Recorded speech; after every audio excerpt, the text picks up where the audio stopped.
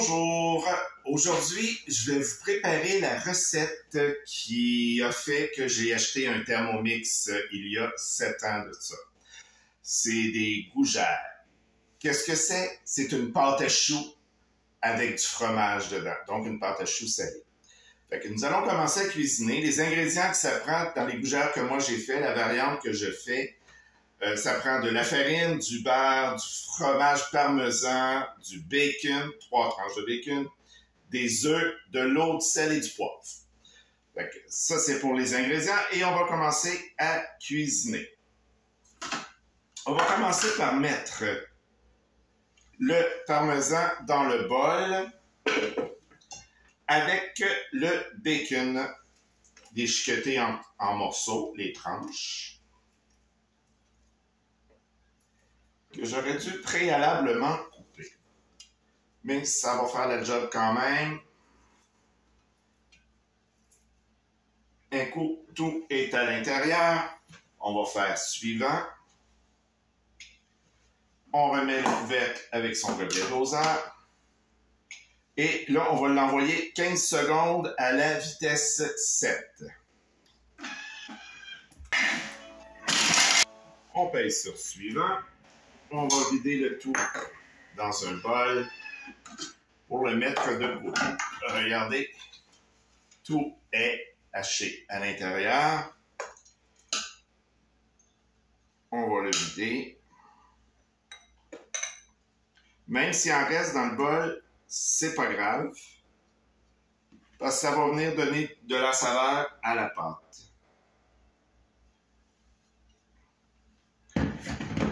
Voilà, c'est fait.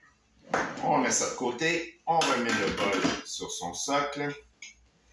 Et maintenant, on va rajouter 150 g d'eau.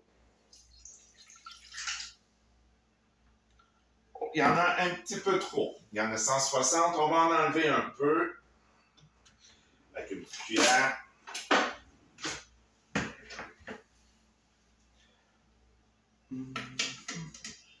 On va enlever juste un petit peu d'eau. Il n'y en a vraiment pas beaucoup de trop, mais vu que c'est comme de la pâtisserie, il faut être plus exact possible.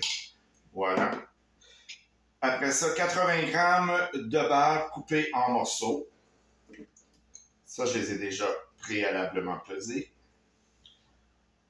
Ensuite, on va mettre une cuillerée à thé de sel. Moi, vu que c'est du beurre salé que j'utilise, donc je vais mettre une demi-cuillerée à thé au lieu d'une cuillerée à thé complète de sel. Et une pincée de poivre. On va y aller comme ça. Et voilà. La pincée de poivre, c'est fait. Après, on remet le couvercle sans le gobelet doseur et il demande de mettre le panier de cuisson sur le dessus.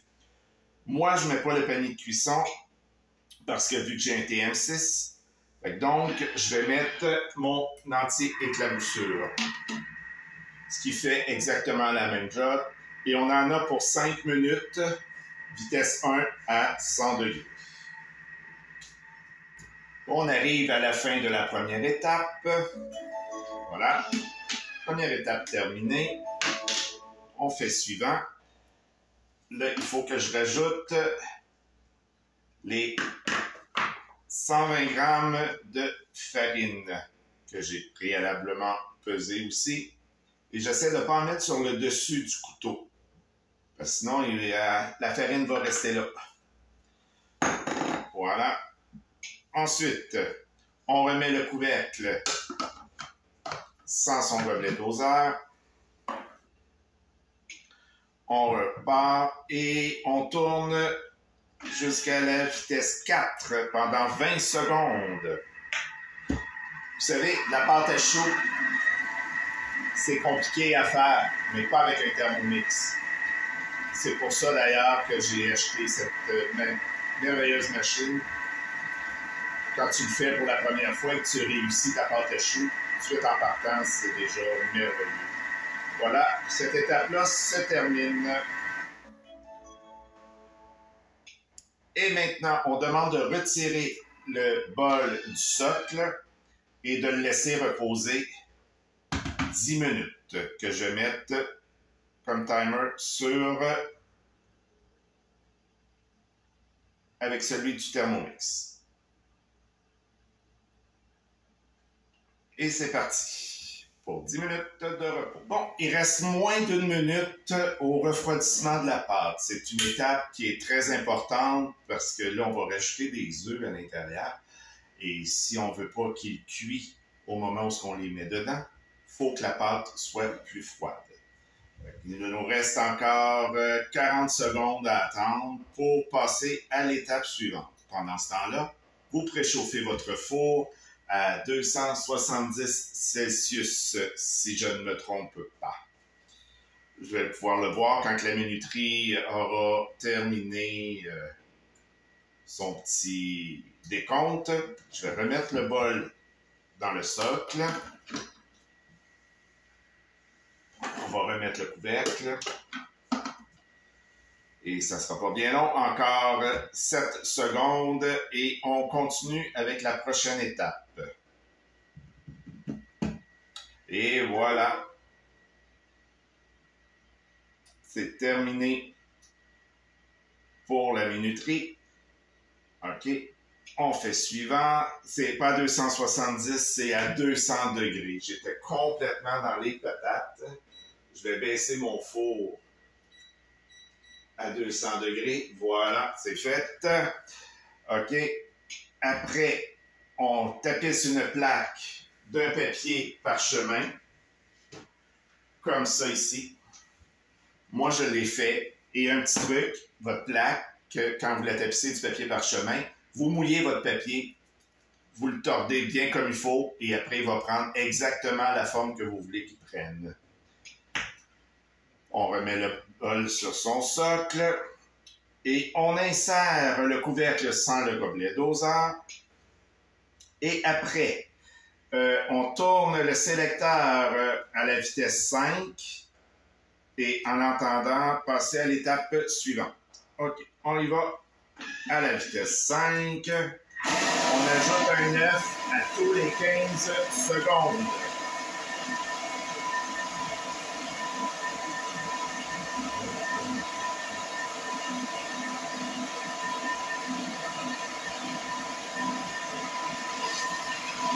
Voilà, et on laisse tourner jusqu'à la fin de la minute.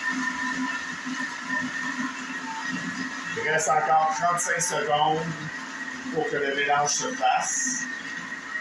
Et c'est là l'important, les œufs qui se mélangent avec la pâte. Il reste 5 secondes à cette étape qui se termine là. On va passer à l'étape suivante. Et c'est à ce moment-là qu'on rajoute le parmesan et le bacon pour qu'ils se mélangent à la pâte. Il n'y a pas que j'ai mis 100 g de parmesan et 3 tranches de bacon. On passe suivant et là on met le gobelet doseur suivant et on tourne 30 secondes à la vitesse 2. 5 secondes pour la dernière étape de préparation de la pâte. Voilà, elle est prête. Là, vous avez le choix. Vous pouvez la transvaser dans un bol, comme moi je vais faire, ou la mettre dans une poche à douille pour pouvoir faire vos gougères avec une poche à douille. Moi, je préfère le faire avec une petite cuillère à crème glacée. Là, on va aller chercher le tout à l'intérieur. Et voilà, maintenant, terminé de transvaser. On va remettre le bol sur son socle. Je prends, moi, une petite cuillère à crème glacée parce que je trouve que ça va mieux pour faire mes petites boules. Mais je la trempe dans l'eau, comme petit truc, entre chaque boule. Comme ça, ça ne reste pas jamais. Voilà. Et ça fait de belles petites boules. Comme ça. Et ça va mettre la gougère un petit peu plus croustillante.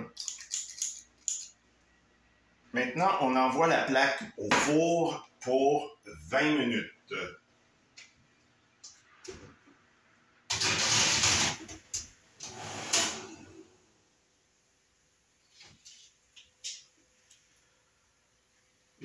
voilà les belles gougères au bout de 20 minutes. Je vais tourner mon four. Voilà. De belles pâtes à choux qui ont gonflé, qui sont super belles. Là, c'est très chaud. Il faut laisser refroidir. Mais je vous promets que c'est vraiment, mais vraiment très bon. Sur ce, je vous souhaite une bonne dégustation, une belle journée et à la prochaine. Au revoir.